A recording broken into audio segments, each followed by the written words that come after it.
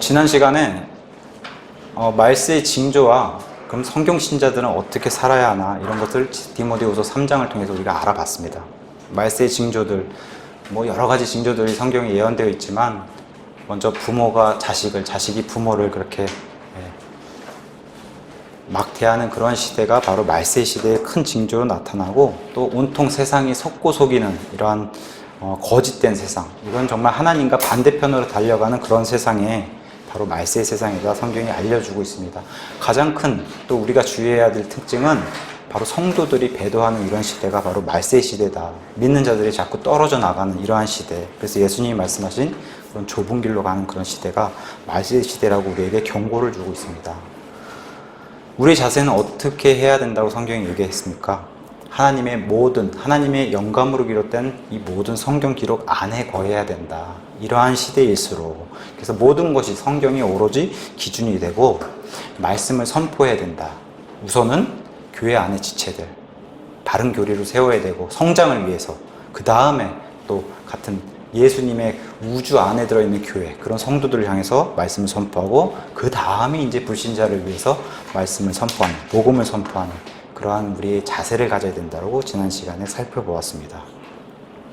오늘은 제목을 종교인인가 그리스도인인가 이런 제목으로 한번 잡아봤습니다. 빌립보서 3장으로. 오늘 제가 최근 들어서 그런 생각이 있어요. 식사 기도를 하는데 이건 밥을 먹기 위해서 그 과정으로 기도를 드리는 건지, 원래는 기도라는 건 정말 하나님께 감사드리고 하나님께서 베풀어 주신 은혜에 감사드려서 기도를 드려야 하는데, 밥을 먹기 위해서 그냥 수단으로 드린다는 그런 생각이 갑자기 든 거예요. 기도를 드릴 때.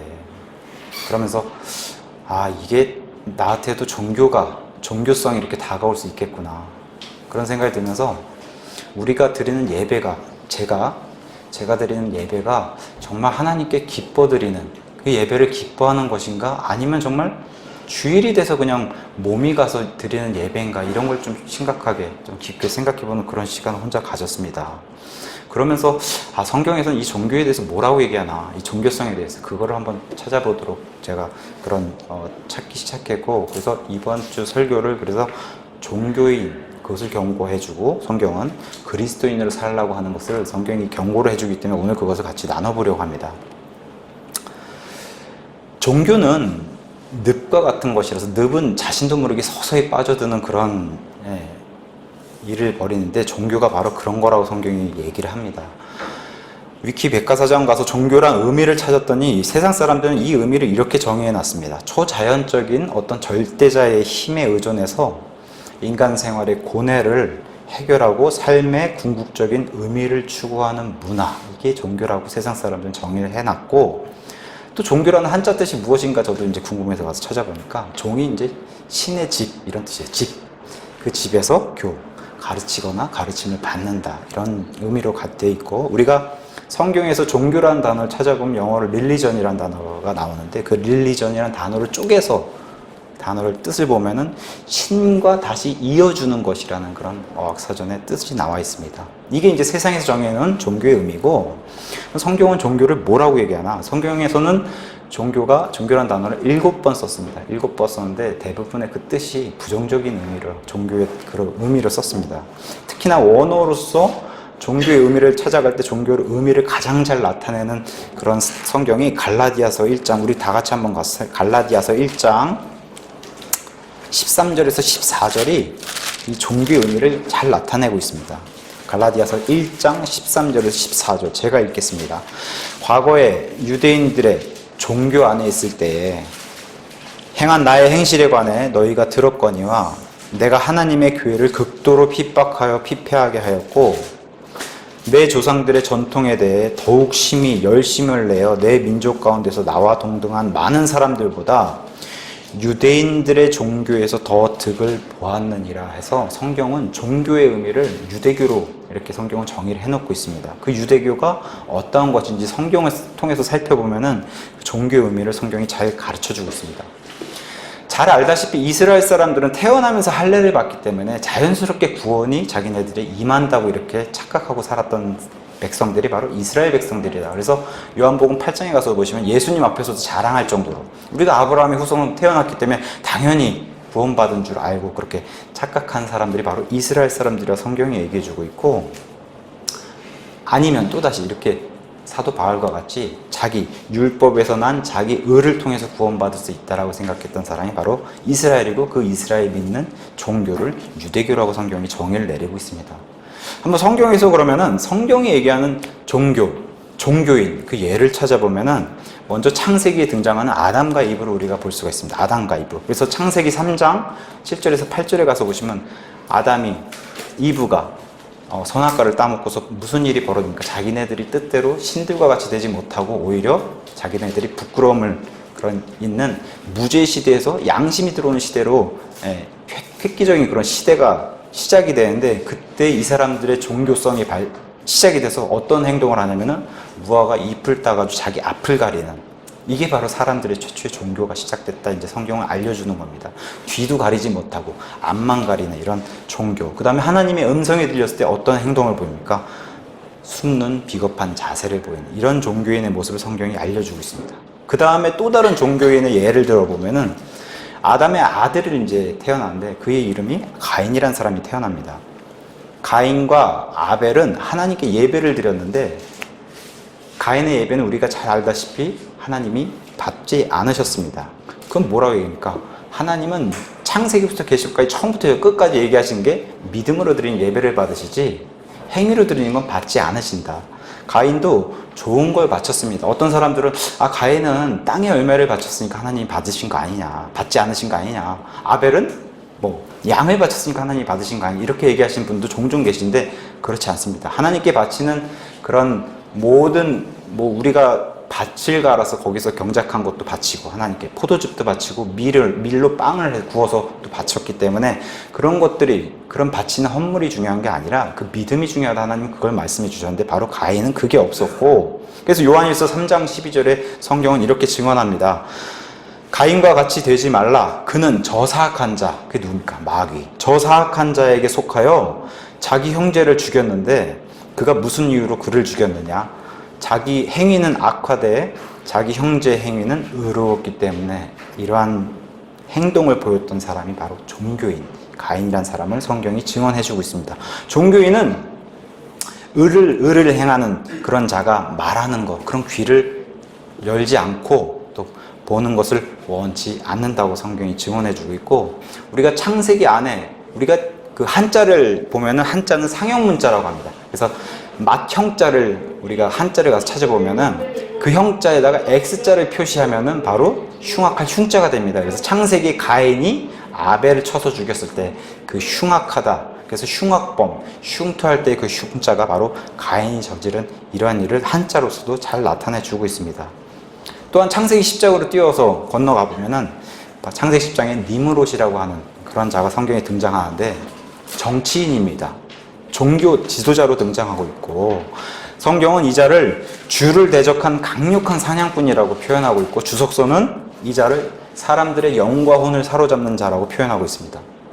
참 묘하게도 창세기 11장 3, 4절에 가서 좀 바벨탑을 세울 때 이 사람이 우리가 할 수 있다, 우리가 하는 우리를 5번이나 그 두 구절에 얘기를 하는데, 묘하게도 뭐랑 닮아 있냐면은 이사야서 14장에 최초로 교만에서 반역을 일으킨 루시퍼라는 존재가 등장하는데, 루시퍼도 이사야서 14장 13절과 14절 두 구절에 내가 할 수 있다, 내가 하나님처럼 되겠다고 5번이랑 맺힌 거랑 참 묘하게 들어맞는 걸 성경이 그려주고 있습니다. 바로 이 마귀의 조종을 받아서 이 니므롯이라는 사람이 세운 도시가 바로 바빌론입니다. 바빌론. 그래서 이때 지어진 도시를 구바빌론이라고 그러고, 우리가 이스라엘의 유대 사람들의 포로로 잡아갔던 그 제국을 신바빌론이라고 합니다. 근데 이 구바빌론을 이때 니므롯에서 시작한 이 구바빌론이 어디까지 가냐? 계시록 17장 18장에 큰 바빌론, 땅의 창녀들과 가증한 것들이 어미가 되는 이 종교의 어미가 되는 도시로 바빌론을 그려주고 있는데, 이러한 종교를 성경이 처음부터 끝까지 잘 드러내주고 있습니다. 또한 이스라엘 사람들이 광야에 있을 때 광야 이스라엘을 실족하게 만들었던 민수기 25장에 등장한 발람이라는 종교인이 등장합니다. 발람. 하나님의 의를 알지 못하는 발람이 등장하는데, 이 발람은 종교인입니다.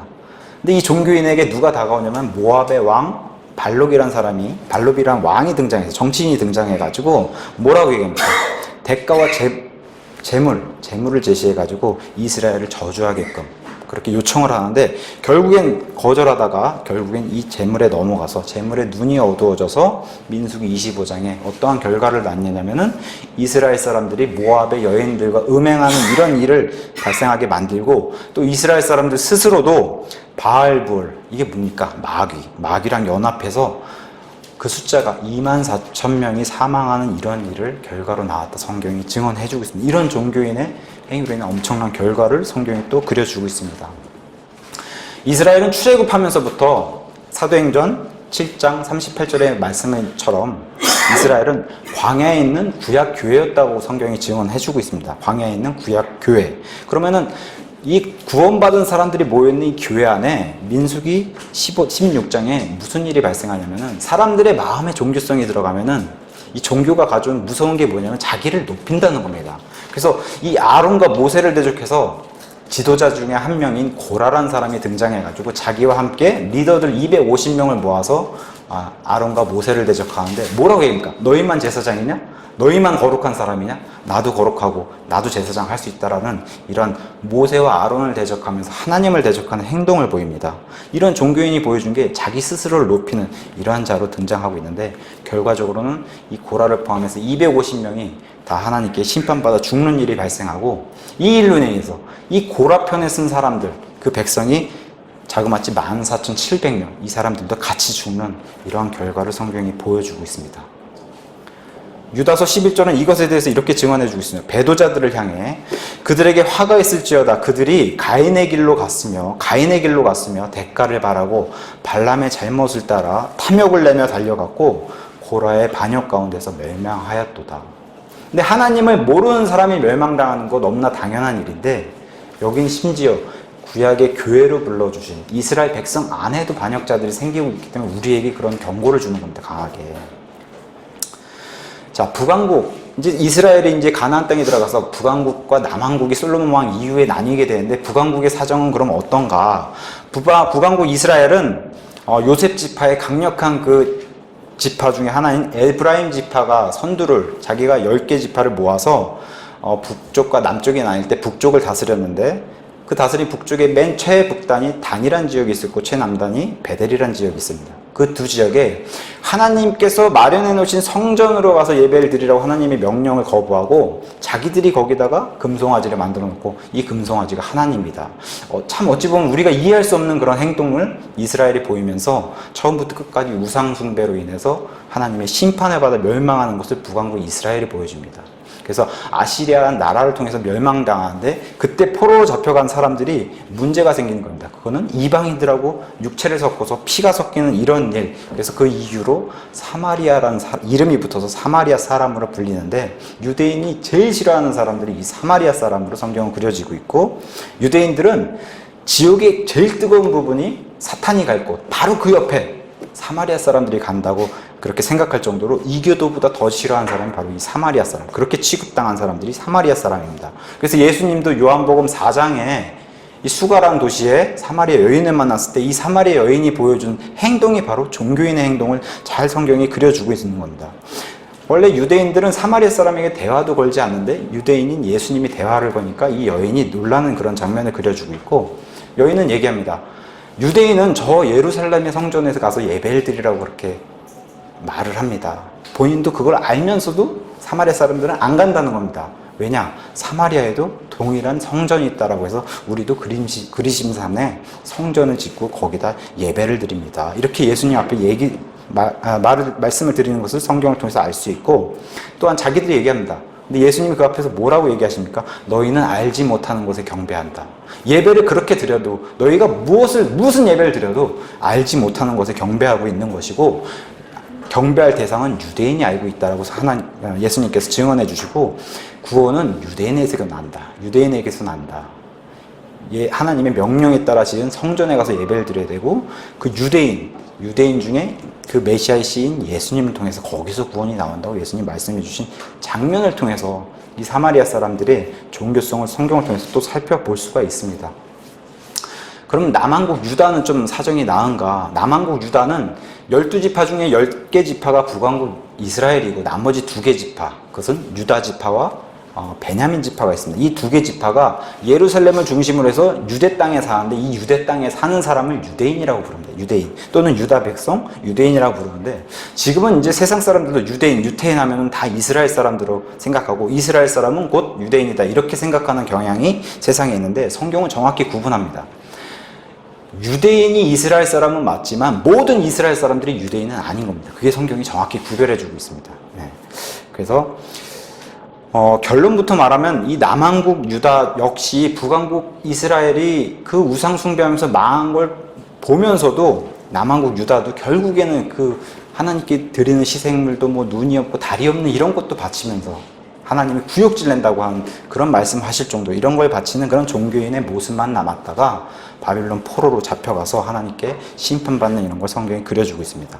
다만 이 남한국 유다 사람들은 사마리아 사람들과 다른 점이 바빌론 포로로 끌려갔을 때 이 핏줄과 육체를 섞지 않으려고 애를 썼다는 점, 그 다음에 바빌론을 끌려가서 회당을 짓고 하나님을 찾으려고 애썼다는 점이 이 사마리아 사람들과 다른 점으로 작용을 해서 이 사람들이 그래서 우리는 지켰기 때문에 사마리아 너희를 증오한다라고 얘기할 수 있는 겁니다. 이때 등장한 분파가 바리새인이라는 사람들이 등장하기 시작한 겁니다. 성경적으로. 그래서 바리새라는 뜻은 뭔가 구별되고 이쪽과 저쪽 구별시키다라는 그런 좋은 뜻이 있습니다. 시작도 굉장히 좋았습니다. 더러운 것에서 구별되려고 노력했던 그런 시작이 좋았는데, 나중에 포로로 돌아와서 유대 땅으로 다시 돌아왔을 때 시간이 지나서 우리가 잘 알다시피 마태복음서 열면은 이 바리새인은 종교인의 모습으로 둔갑해 있는 이런 안타까운 그런 모습을 성경이 그려주고 있습니다. 복음서에는 종교인의 모습들을 이렇게 나열합니다. 우리 안에 이런 모습은 없는지 오늘 그걸 한번 이 시간에 살펴보려고 합니다. 위선, 가식, 거칠해, 사람들의 전통을 따르고 그거 안 따르면 그냥 큰일 난 것처럼 사람을 겉모습으로 판단하고 하나님보다는 사람의 시선, 그런 것을 의식하고 사람들의 칭찬을 좋아하는 이런 행동을 보였던 사람이 바로 종교인이고 바리새인이다 성경이 증언해주고 있습니다. 종교인의 대표 주자로 등장하는 게 바리새인입니다. 이 바리새인을 예수님은 위선자라고 불렀습니다. 위선자. 신약 성경에 많은 분파들이 등장하는데 율법 박사, 서기관, 열심당원, 우리가 잘 아는 사두개인, 바리새인 이런 많은 분파가 등장하는데 이 중에 성경이 가장 많이 기록해주고 있는 사람들이 바리새인입니다. 바리새인. 근데 이스라엘 백성들이 가장 좋아했던 분파가 바리새인입니다. 바리새인. 가장 좋아했던 종교 지도자들이 평판이 좋고 겉으로 보기엔 존경의 대상들이 되는 사람들이 바로 바리새인이었는데 예수님이 많이 말씀하셨어요. 바리새인을. 왜 그럽니까? 그렇게 하면 안 된다고. 예수님이 많이 말씀하신 이유가 바리새인들처럼 하면 안 된다고 말씀하신 겁니다. 예수님은. 그래서 우리 다 같이 마태복음 23장 한번 펴시면, 마태복음 23장에 가서 보시면은 바리새인들이 어떻게 행동했는가, 그것을 특히 하나님께 받은 저주를 8번이나 받은 것을 23장에 그려주고 있습니다. 굉장히 무서운 겁니다. 이런 종교인의 모습.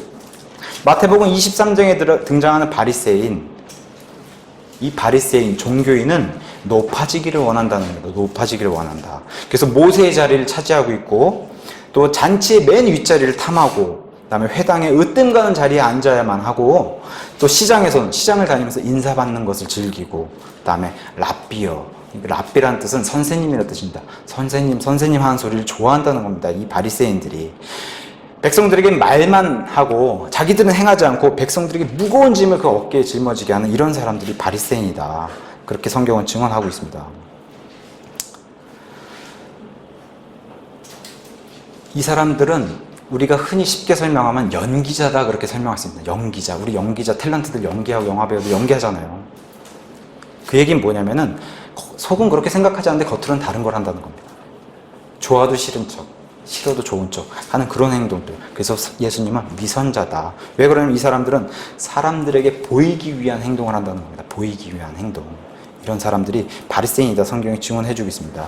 이 사람들이 하나님께 예수님을 통해서 8번이나 화를 맞은 종교인으로 성경에 등장하고 있는데 13절 가서 보시면은 이렇게 얘기합니다. 13절 중반 후반부에 하늘의 왕국을 닫고 너희도 들어가지 아니하면서 안으로 들어가야 하는 자들도 허락하지 않는다. 자기들도 구원받으려 생각도 안 하고 구원도 못 받고 들어갈 구원을 원하는 사람도 구원을 받지 못하게 하는 사람들이 바로 이 종교인들이다 성경이 설명해 줍니다. 14절에 가서 보시면은 과부의 집을 삼키고 거칠어로 길게 기도하는 사람들, 이런 사람들이 종교인이라는 겁니다.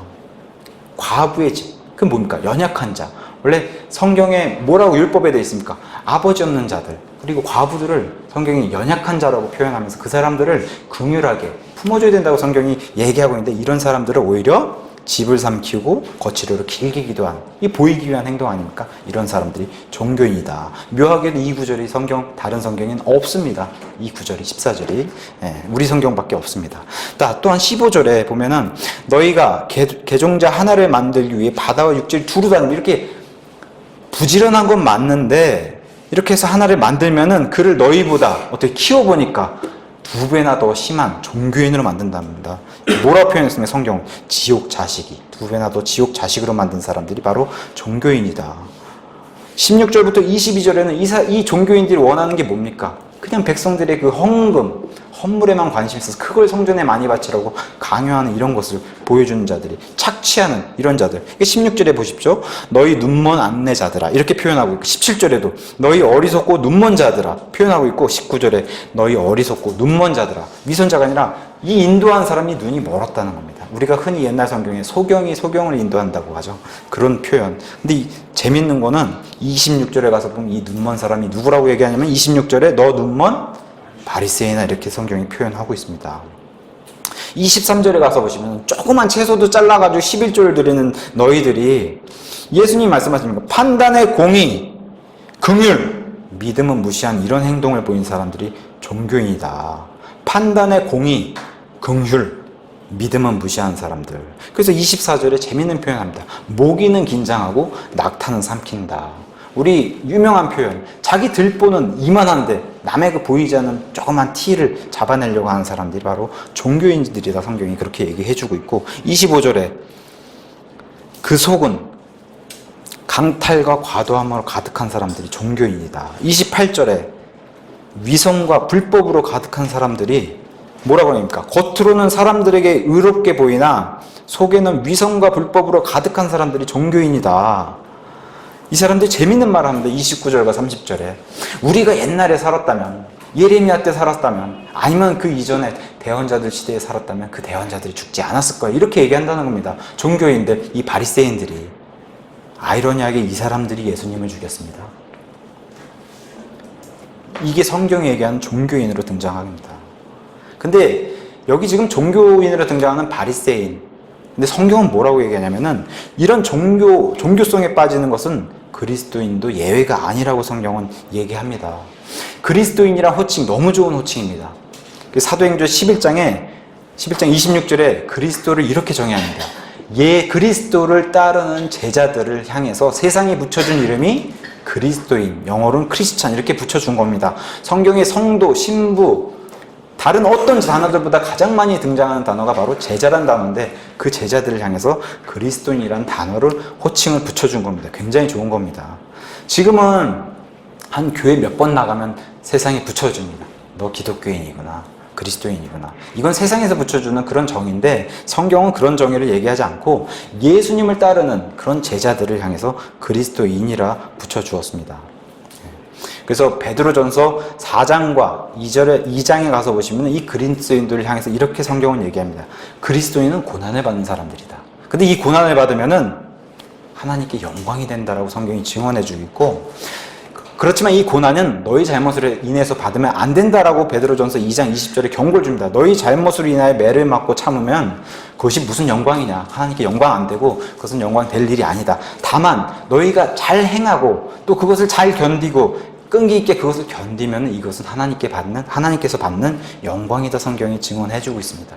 그리스도인 굉장히 좋은 겁니다. 근데 이런 그리스도인의 리더들, 그건 뭡니까? 이 성경에 등장한 사도들이 등장하는데 그 사도들조차도 종교적인 모습, 위선을 보인 일이 갈라디아서 2장 11절에서 14절에 등장하게 됩니다. 이방인의 첫째 교회인 안디옥이라는 교회가 이방인, 그러니까 예수님의 신약교회 이방인 본부가 되는데, 그 안디옥 교회에 베드로가 한번 방문을 한 일이 있었습니다. 근데 그 이 베드로란 사람은 사도행전 10장에 고넬료라고 하는 사람은 저 이방인을 말씀을 선포해서 구원받게 하는 그 장본인이 그런 사람임에도 베드로가 가서 보인 행동은 이방인들과 있을 때는 신약 시대는 구분이 없어 이렇게 행동하고, 유대인들이 오면 난 이방인들랑 식사 안 해 이런 모습을 보이니까 사도 바울에게 공개적으로 굉장히 책망을 받는 이런 일을 그려주고 있습니다. 갈라디아서 2장을 한번 우리 다 같이 가서 살펴보면, 갈라디아서 2장 성경에 이렇게 얘기를 합니다. 갈라디아서 2장. 근데 이 유대인들이 갖고 있는, 믿는 그리스도인임에도 갖고 있는 위험한 생각이 바로 이렇다는 겁니다. 자, 먼저 2장 13절에 가서 보시면 베드로가 위선을 행하니까 무슨 일이 벌어집니까? 다른 유대인들도, 이 믿는 사람들입니다. 다 예루살렘에서 온 사람들인데, 다른 유대인들도 그와 베드로와 함께 위선을 행하고, 이런 건 따라간다는 겁니다. 위선을 행하고, 심지어 바나바도 사도입니다. 바나바도 그들의 위선에 끌려가느니라. 고린도전서 뭐라고 얘기합니까? 악한 사귐을 선한 습성 부패시킨다고 하는데, 그런 일을 성경이 여실없이 증언해주고 있고, 이러한 위선, 종교인의 모습은 14절에 이렇게 해석을 해줍니다. 그러나 그들이, 종교인은 이렇다는 겁니다. 복음의 진리에 따라 바르게 걷지 아니하는 것, 이게 종교인이라는 겁니다. 근데 15절에 가서 보시면 무서운 생각을 가지고 있는 게 바로 유대인 그리스도인들이라는 겁니다. 뭐라고 얘기를 하냐면, 우리는 본래 유대인이요 이방인에 속한 죄인이 아니로다. 유대인들의 생각 속에 박혀있는 게 뭡니까? 이방인은 죄인, 지옥 가는 사람들. 우린 유대인이잖아. 근데 그리스도인들도 여기서 벗어나지 못한다는 겁니다. 그것을 이제 여기서 보여주고 있고, 이런 위험한 생각, 우리가 신약교회를 하잖아. 저기 구약식 교회 하는 교회들 무시하는 생각은 우리 안에 없는지, 우리가 킹제임스 성경을 손에 들고 우린 진짜 완벽한 성경 들고 있잖아, 다른 성경 보는 사람들 무시하고 있진 않는지, 그런 거 오늘 이 시간에 한번 깊이 생각해 보면 좋을 것 같습니다. 종교의 무서움이 이런 거란 겁니다. 위선과 교만함이 생기는 거. 그래서 16절에 뭐라고 얘기합니까? 성경은 16절, 사람이 율법의 행위로 의롭게 되지 아니하고, 율법의 행위가 뭡니까? 종교. 그걸로 의롭게 되지 아니하고 오직 예수 그리스도의 믿음으로. 이 예수 그리스도의 믿음은 20절에 뭐라고 얘기합니까? 하나님의 아들의 믿음. 우리 성경만 이렇게 번역되어 있습니다. 예수 그리스도의 믿음은 하나님의 아들의 믿음. 예수 그리스도가 하나님의 아들이시기 때문에, 이 16절에 예수 그리스도의 믿음으로 되는 줄 알므로 우리도 예수 그리스도를 믿었나니 이것은 우리가 율법의 행위가 아니라 그리스도의 믿음으로 의롭게 되고자 함이라. 율법의 행위로는 어떤 육체도 의롭게 될 수 없느니라. 구원도 성화도 종교로는 안 된다는 겁니다. 성경이 그걸 얘기하는 겁니다. 오늘 본문 가서 빌립보서 3장에 오늘 본문을 한번 같이 살펴볼 것 같으면은, 본문은 드디어 사도 바울이란 하나님이 준비한 사도가 자기의 간증을 하는 겁니다. 내가 예전에 종교인으로 이렇게 살았는데 이제는 믿음으로 이런 것들을 배설물을 여긴 사람이 나다 하는 바울의 간증을 우리가 살펴보겠습니다. 먼저 종교인이 어떻고 그리스도인이 어떻게 얘기하는 시작을 2절에서 잘 드러냅니다. 종교인의 모습은 이렇다는 겁니다. 2절에 개들이라는 표현을 씁니다. 개들을 조심하고 악한 일꾼들을 조심하며 살을 베어내는 자들을 조심하라. 여기 1차적인 목적이 이 사람들은 유대인 할례자들, 할례를 강조하는 그런 율법의 행위를 강조하는 그런 종교인들인데, 이 사람들을 향해서 하는 표현이 개들이라는 표현을 쓰고 악한 일꾼, 살을 베어낸 자들이다. 종교인에게 이렇게 경고를 해주고 있고, 우리 믿음의 그리스도인은 이렇게 표현하고 있습니다. 3절에 영어로 하나님께 경배하고 그리스도 예수님을 기뻐하며 육체를 신뢰하지 아니하는 우리가 곧 진짜 마음의 할례를 받은 할례자들이다. 이렇게 그리스도인의 설명을 하면서 7절에 가서 보시면은, 그러나 무엇이든지 내게 이득이던 것들을 한번 내가 설명을 해보겠다. 과거에 내가 이득을 받았던 것, 그것을 5절부터 7가지를 설명하고 있습니다. 첫 번째, 여드렛째 되는 날 할례를 받은 사람이다. 그건 뭡니까? 아브라함을 통해 하나님의 명령을 나는 태어나면서 지켰다. 이렇게 바울이 증언을 하는 겁니다. 두 번째, 뭐라고 합니까? 이스라엘의 줄기에 속한 자다. 그건 뭡니까? 이교도나 이방인이 아닌 정통 유대인이다. 이스라엘 사람인데 이렇게 얘기하고 있고, 세 번째, 그중 베냐민 지파, 아까 얘기했던 유다 지파, 유대인에 속한 베냐민 지파라고 자신을 드러냅니다. 어찌 보면 육신적인 과거에 했던 행동들을 바울이 육신적으로 자랑하는 모습. 바울의 이런 종교인이었을 때 내가 이런 걸 자랑했다라는 겁니다. 예, 베냐민 지파, 남유다 왕국 사람이었고 유대 땅에 사는 유대인이다 자기를 드러냈고, 그 다음에 네 번째 히브리인, 히브리 사람이다. 이 히브리라는 뜻은 창세기 10장에 에벨이라는 사람이 등장하는데 그 에벨이 어원이 되는 그런 말로서 뜻이 건너온 자, 저기랑 나랑 또 구분했다는 겁니다. 건너온 자란 뜻으로 그 히브리인 중에 둘째가라면 서러울 사람이 바로 나 바울이었다 이렇게 설명해주고 있습니다.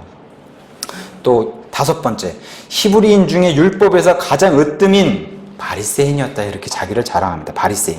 바리새인들은 다른 분파에 비해서 뭘 강조합니까? 교리가 훌륭한 사람들이라고 성경이 증언해주고 있습니다. 사두개인들은 천사도 믿지 않고 부활도 안 믿었는데 사두개인들은 제사장에 속한 그룹인데도 그런 걸 믿지 않았음에도 바리새인은 영도 믿었고 천사도 믿었고 부활도 믿은 사람이다.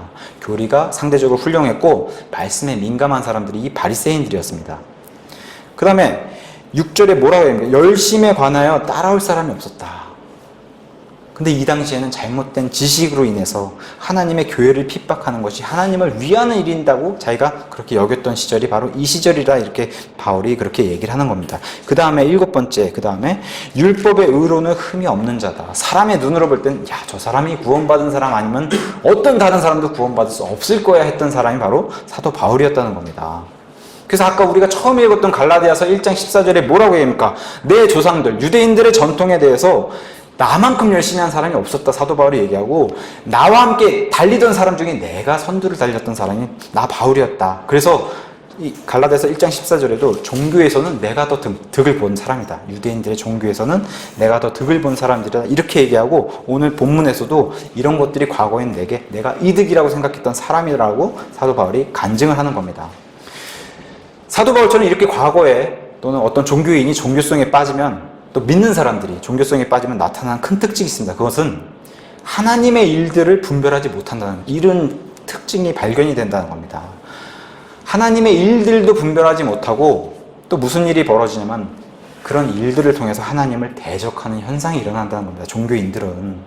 우리가 종교인의 대표적인 모델로 이런 큰 사건을 볼 수 있는데 바로 베드로라는 인물이 마태복음 16장에 등장합니다. 마태복음 16장에서 예수님이 내가 십자가에서 죽고 3일 만에 부활해야 된다라고 말씀해 주셨을 때 베드로가 참 재밌게 이렇게 행동합니다. 자기가 옳다고 생각해서 큰 교만이 자기에게 들어오는데 자기를 사탄에게 내주는 이러한 일이 발생하고 예수님을 성경 기록대로 붙잡고 꾸짖었다. 이게 종교인의 행동이 나타나는 겁니다. 붙잡고 꾸짖으면서 결코 예수님이 십자가에서 죽게 하지 않겠다. 이런 일을 베드로가 보여주는데 예수님이 뭐라고 말씀합니까? 그 베드로 안에 들어가 있는 사탄에게 외치면서 동일하게 베드로에게 얘기하는 겁니다. 사탄은 이런 걸 싫어하고 종교인은 이런 걸 좋아한다는 겁니다. 사탄은 이런 걸 좋아하고 예수님 말씀입니다. 사탄아, 하나님에게서 난 일들을 좋아하지 아니하고 사람들에게서 난 일들을 좋아한다. 이게 사탄에게 얘기하면서 종교의 행동을 보이는 베드로에게 얘기해 주시는 겁니다. 예수님 말씀이. 하나님에게서 난 일들은 좋아하지 아니하고 사람들에게서 난 일들을 좋아하는 것이 종교인이다. 또 우리가 오늘 본문에 나온 바울 6절에 나온 것처럼 열심에 관한 교회를 핍박했다고 성경이 증언해 주고 있습니다. 갈라디아서 1장 13절에 아까 그 종교의 정의를 우리가 찾아봤을 때 다시 한번 이렇게 얘기합니다.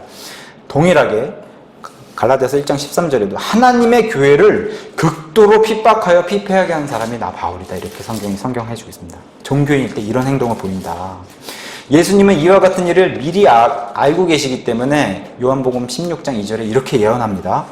그들이 너희를, 이 핍박한 자들이 너희는 제자들입니다. 너희를 회당들에서 내쫓을 것이요 참으로 때가 이르면 너희를 죽이는 자마다, 사도 바울과 같은 행동을 보이는 사람입니다. 너희를 죽이는 자마다 자기가 하나님을 섬긴다고 생각하리라. 이렇게 예수님이 미리 예언해 주신 장면도 성경에 그려주고 있습니다. 로마서 10장 2절에서 3절에 가서 보시면은 이스라엘을 통해서 이 종교인에 대해서 다시 한번 성경이 증언해 주고 있습니다.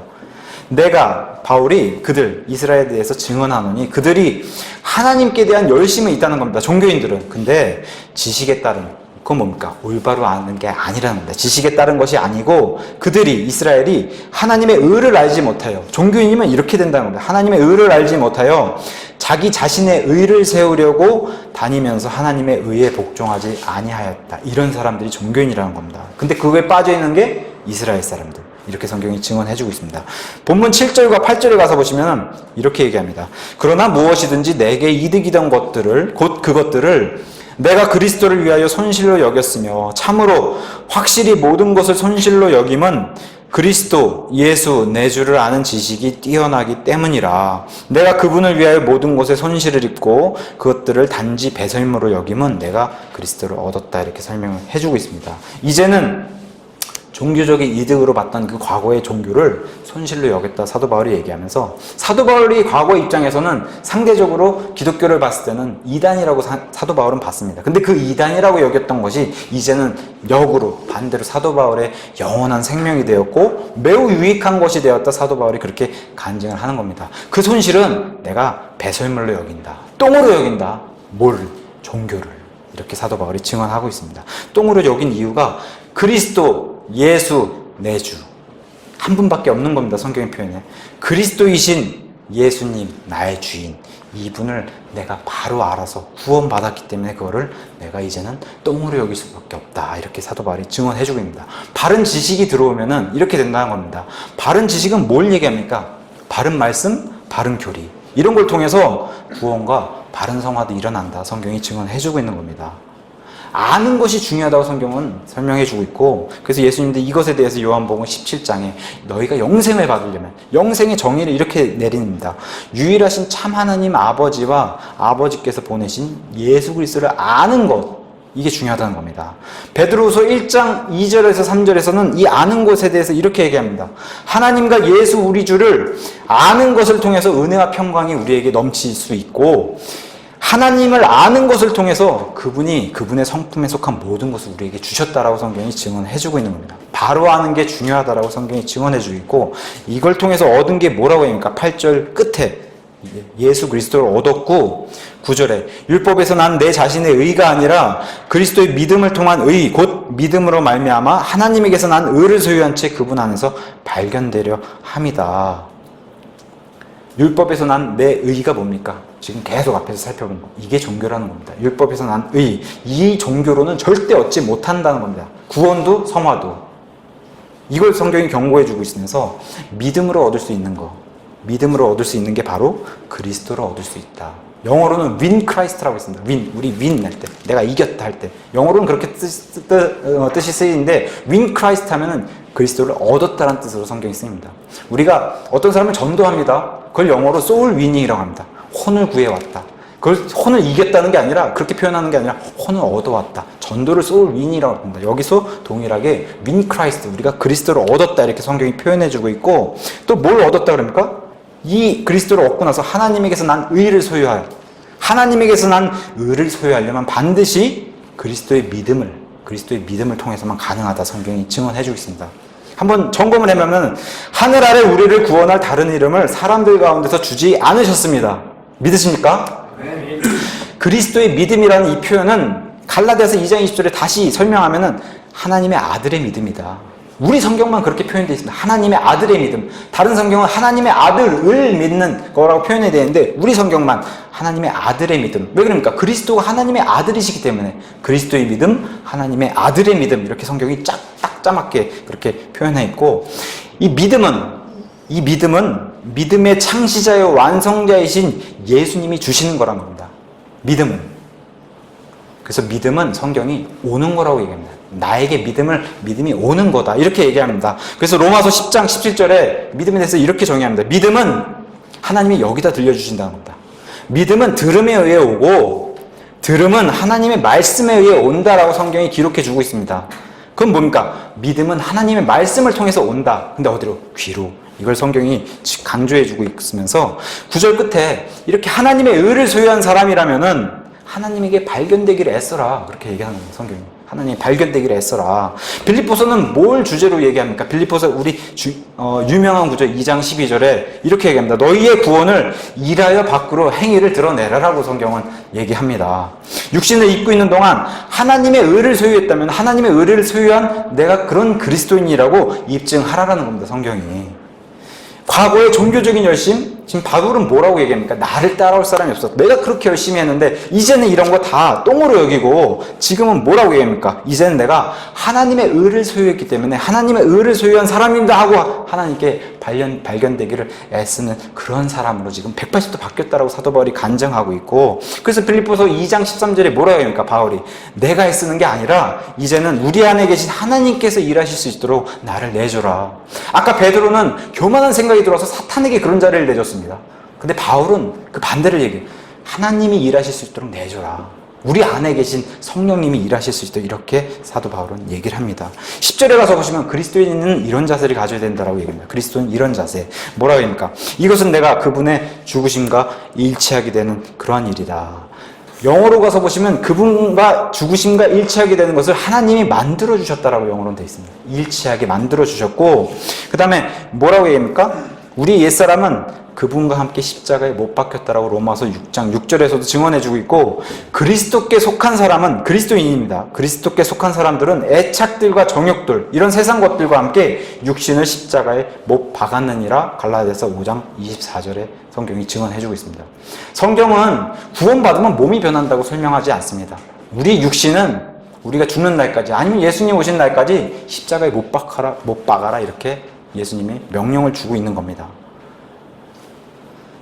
그러면서 10절에 그리스도인은 이러한 행동을 보여야 되고 이러한 자세를 취해야 된다. 알기를 원해야 된다는 겁니다. 세 가지. 이렇게 얘기합니다. 내가 그분을 더 알길 원합니다. 그분을, 예수님을 더 알길 원합니다. 이렇게 얘기해야 된다는 겁니다. 그리스도인은. 또 뭐라고 합니까? 그분의 부활의 권능을 내가 더 알길 원합니다. 이렇게 얘기해야 된다는 겁니다. 마지막 세 번째. 그분의 고난에 참여하는 것이 무엇인지 더 알길 원합니다. 이렇게 얘기해야 된다는 겁니다. 이런 사람이 그리스도인이라고 불릴 수 있는 사람이라고 성경이 증언해주고 있습니다. 언제까지? 11절에 부활에 도달할 그날까지. 우리는 하나님께 구원받은 사람들은 영적으로 죽어있는 우리가 성령님을 통해서 다시 태어나는 그런 것을 하나님이 주셨습니다. 부활로. 신부는 이미 우리의 혼과 영은 하나님 왕자 오른편에 예수님과 함께 앉아있는 그런 신분입니다. 우리 신분은. 근데 하나 묶여있는 게 있죠. 이 땅에. 그건 뭡니까? 육신이 묶여있다. 이게 참 어려운 겁니다. 이 육신이. 이 종교적인 거고, 이 육신이. 이 어려움을 담당하신 분이, 그 육신을 담당하신 분이 예수님이시다. 성경이 그걸 증언해주고 있고, 우리가 이 땅에 사는 동안, 이 육신의 장막에 묶여있는 동안은 이 땅에서는 휴거와 부활에 도달할 때까지 강한 소망을 가지고 있어야 된다. 살아있으면 휴거의 소망, 죽어있으면 죽은 자들의 부활에 도달하는 이런 소망을 강하게 가져야 된다. 어떠한 자세를 취하면서, 다시 10절 보시면 내가 그분을 더 알길 원합니다. 그분의 부활의 권능을 더 알길 원합니다. 그분의 고난에 참여하는 것이 무엇인지 더 알길 원합니다. 이런 자세를 그리스도인이 취해야 된다고 성경이 증언해주고 있는 겁니다. 말씀을 정리를 하겠습니다. 지난주, 그러니까 며칠 전 목요일날 KBS에서 다큐멘터리를 하나 했는데 제목이 순례였어요. 순례. 우리 순례자 할 때 순례. 그 다큐멘터리는 뭐냐면은 세상의 종교를 보여주는 겁니다. 세상의 종교. 자기를 자기 스스로 구원시켜주는 그런 세상의 종교를 보여주는 겁니다. 예루살렘의 거리에서 우리가 이제 흔히 라틴어로 비아 돌로로사, 그러니까 십자가 고난의 길이라는 뜻으로 사람이 나무로 된 자기 키만한 십자가를 들고 계속 돌아다닌 겁니다. 그 예수님이 죽으러 가시는 그 십자가에 달리신 그 길이라고 만들어 놓은 길을 계속, 그게 이제 순례라고 이제 그런 다큐멘터리에 등장하기도 하고, 칠레라는 나라는 카톨릭을 믿는 나라인데, 카톨릭은 12월 7일부터 8일까지 축제를 즐깁니다. 그 축제가 이름이 원죄, 그러니까 아담의 죄도 없다는 겁니다. 원죄 없이 잉태되신 성모 마리아, 이런 걸 기념해서 12월 7일과 8일을 지내는데, 이날은 성당으로 가는 길을 다 통제하고서 여기 양손에 촛불을 켜고, 그럼 총롱이 계속 떨어지는데 그걸 가지고 엎드려서 이거를 몇 킬로를 가는 겁니다. 그 성당 끝까지. 옆에서 애가 막 눈물을 흘리면서 응원해주고 있고, 그러면서 가는 이 사람들의 믿음은 이렇게 내가 고통을 받을수록 내 죄가 없어진다는 믿음으로 거길 그렇게 기고 있는 모습을 보여줍니다. 또 일본에는 어떠한 전통이 있냐면은 순례길을 사람들이 만들어 놨는데 하루에 25km, 여기 등장한 사람은 여자입니다. 여자의 몸으로도 25km씩 7주를 걸어서 1200km를 가는 순례를 가면은 깨달음을 얻을 수 있다. 이런 이제 전통을 만들어놔서 이런 것을 하는 사람도 보여주고, 우리 티벳이란 나라는 불교로 유명한 나라인데, 여기 이제 어떠한 마을, 인도의 한 마을 사람이 이 티벳의 불교를 믿는데, 그 마을 사람들 전원이 나와서 오체투지라는 걸 하는 순례를 합니다. 그 오체투지는 여기 앞치마처럼 무릎이랑 여기 가슴까지 가리고서 또 이렇게 이마에 땅에 흙이 묻을 정도로 기어서 3일을 순례하는 이런 길을 보여주는데, 이 사람들의 믿음은 이렇게 땅에 착 달라붙는 낮은 자세로 용서를 구하고 어리석음을 참여하는 이런 자세, 또 이 고통을 견디면은 나쁜 일들이 사라지고 주변 사람들이 복을 받는다는 이런 믿음을 가지고 있다는 겁니다. 여긴 6살부터 노인까지 다 참여하는 겁니다. 이 마을 사람들은.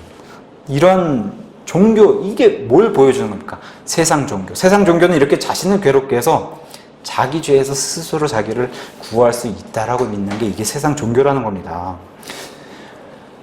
사탄 루시퍼는 자기 스스로 하나님처럼 될 수 있고 하나님처럼 되기를 원한 그런 존재라고 성경이 얘기해주고, 이 사탄 루시퍼의 배후에 조종당해서 니무롯이라는 사람이 세운 바빌론 종교는 계시록 세상 끝까지 이어지는 바빌론 음료, 이 종교 도시거든요. 이런 음료로 세상 끝까지 사람들을 속인다라고 성경이 증언해주고 있습니다.